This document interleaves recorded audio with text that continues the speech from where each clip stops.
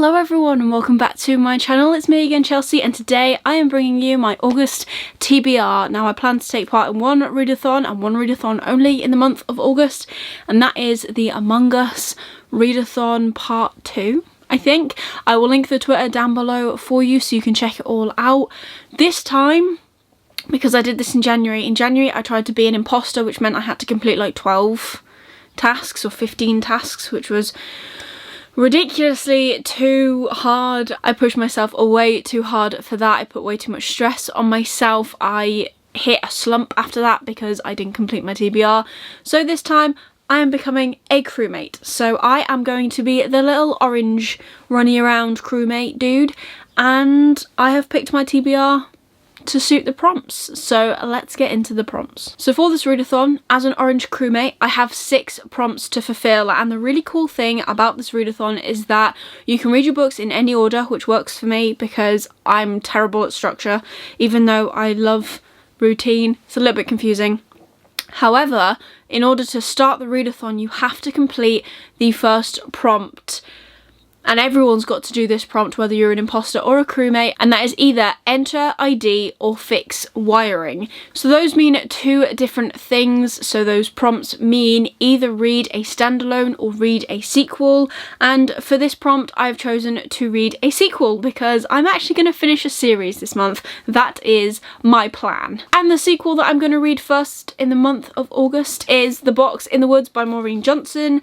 I have not yet filmed you haven't seen my July wrap up, but I have finished the 3rd book in this series this month. It's a very terrible reading month for me, if I'm completely honest. However, that's fine. We have some good months and we have some bad months, but because of that, this is going to be my first read for the month of August in order for me to continue into this readathon.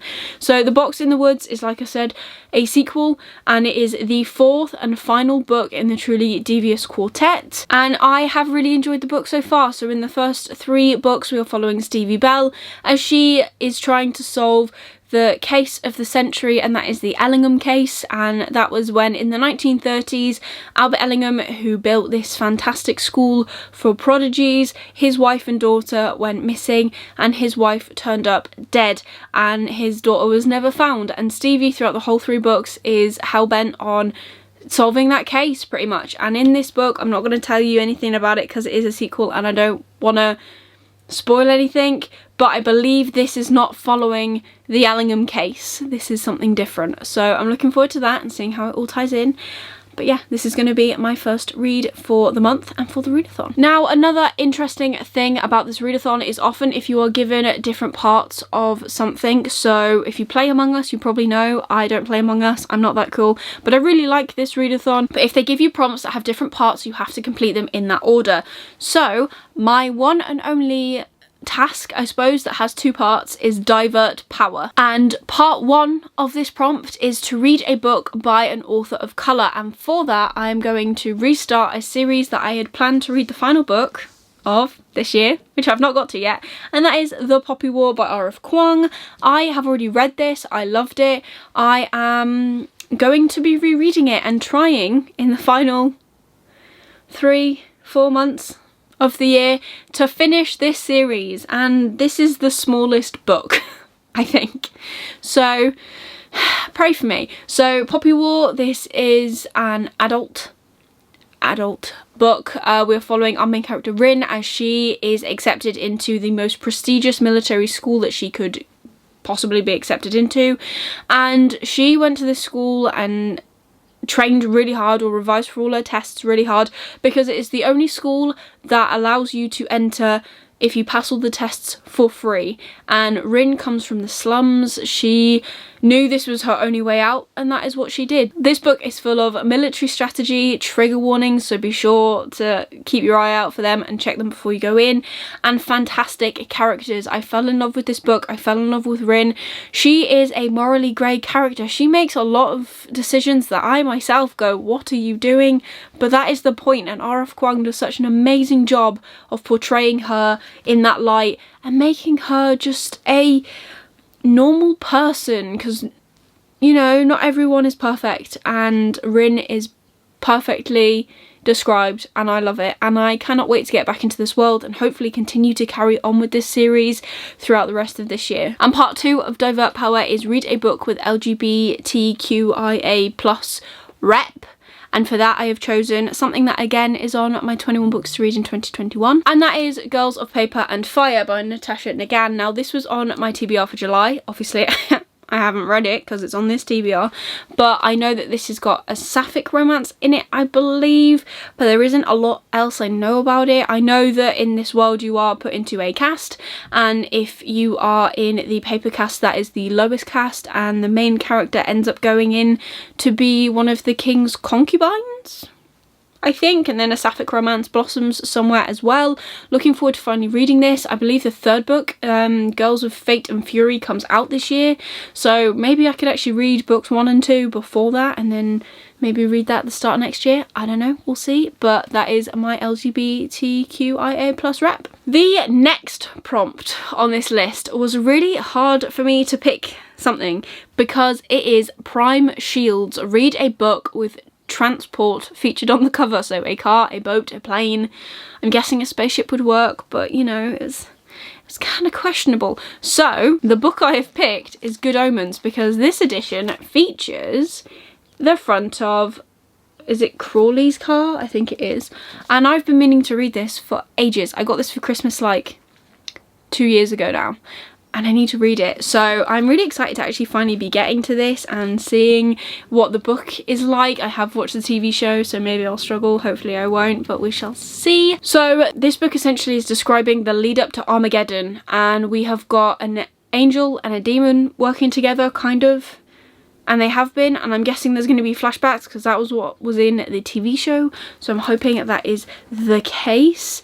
But you know, we'll see. It's been a while since I watched the TV show. I watched it when it came out, which again was a couple of years ago. So I'm really, really looking forward to just experiencing the book this time. My 5th prompt is clean the O2 filter. And for that you need to read a book with a non-human main character. And this I sat and pondered for an awfully long time, probably longer than I should have, because all of the books with like, I don't know, fae main characters I've already really read that are on my shelves. Probably not all of them, but I wasn't in the mood for any of them. And then my friend made a very good point that she is also going to be reading this book. So I'm going to be reading Cinder by Marissa Meyer because Cinder is a cyborg in this, and this is obviously a Cinderella retelling, and I'm looking forward to it. I have read this before, I did enjoy it, but the thing is, I read this and I've read Scarlet, but I never got past the 2nd book, and I really need to because I need to complete the series, and I haven't done that yet, and that is something that I've been saying I'm going to be doing for many years. Winter, which is the final book, has been sat on my shelf for many a year,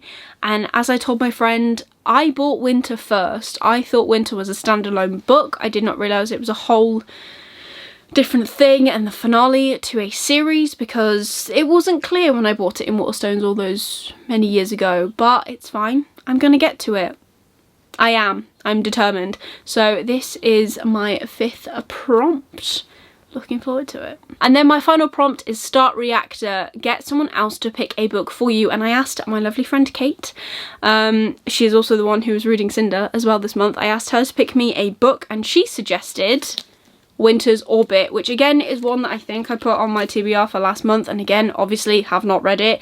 She said she really enjoyed it, so I want to try it as well.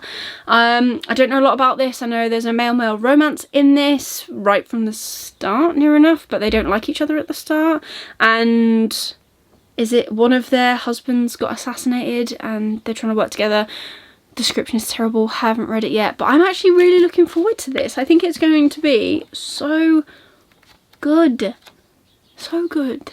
I'm looking forward to it. And I mean, it's sci-fi because it's, you know, it kind of reminds me of Star Wars so much, this cover, and I love that. I love it a lot.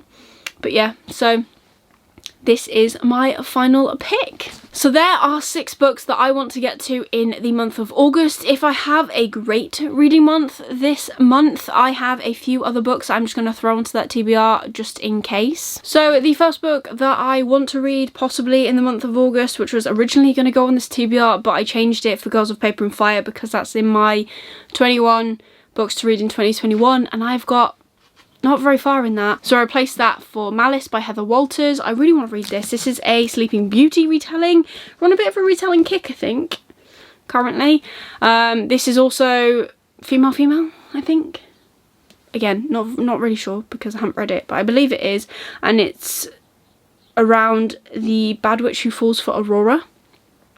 So it sounds good. I'm really looking forward to it. This is one of the ones I would love to get to if I could. And then the other one is a buddy read with, again, my friend Kate, who picked Winter's Orbit, and that is The Prison Healer by Lynette Noni. I need to read this because I've ordered the sequel, and the sequel comes out really soon, which usually is, you know, great, but I haven't read this one yet, so I've bought it blind pretty much. Yay me, which I seem to be doing a lot actually at the minute, but again, looking forward to it. This one, our main character is in a prison and she is the prison healer, and when the Queen of the Rebels gets brought in, the Queen has to go through these trials, I think, but she is not very well, so our main character decides to do it for her, and if she succeeds, then her and the Queen get to be released and go back to their lives, but if she doesn't, then I think they both die, or they're both trapped in there forever, something along those lines.